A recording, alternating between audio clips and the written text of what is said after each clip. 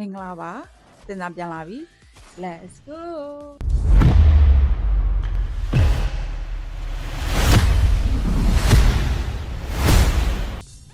နိုင်ငံပွဲတွေပဲရှိတာကြောင့်ပွဲတွေလည်းပါတော့တင်စားတို့မတွေ့ရတော့ကြပြီနော်ဒီနေ့အတွက် UEFA ဖြစ်တဲ့ပြင်သစ်နဲ့ခရိုအေးရှားပွဲကိုပွဲကြိုသုံးသပ်ပေးချင်ပါတယ် UEFA တောင် quarter final ရောက်လာချိန်မှာဆရာကြီးမဖြစ်တဲ့ပြင်သစ်တို့ပထမအကြော့ခရိုအေးရှားကို2-0နဲ့ရှုံးနိမ့်ခဲ့တာကြောင့်မတ်လ24ရက်နေ့မနက်2:15မှာကံမဲ့ပြင်သစ်အနေနဲ့အခုအိမ်ခွင်းမှာဂိုးပြက်ပြန်သွင်းမှုလိုနေပါပြီ။၃ဂိုးပြက်သွင်းနိုင်မှနောက်တစ်ဆင့်ကိုတက်နိုင်မှာဖြစ်လို့ပြင်သစ်အသင်းရဲ့တိုက်စစ်ဖွင့်ကစားဟန်ကိုမြင်တွေ့ရမှာသိကြပါတယ်။ခရိုအေးရှားတို့ကလည်းအဝေးကွင်းကနေဂိုးပြက်မရှုံးအောင်တေချာထိန်းကစားလာကြမှာမို့လူငယ်တွေနဲ့စုဖွဲ့ထားတဲ့အင်ရှင်ပြင်သစ်ဒီတစ်ခါမှာတော့တက်ကြီးပိုင်းသဘာရင်ခရိုအေးရှားကိုအနိုင်ပြန်ယူနိုင်ပါမလား။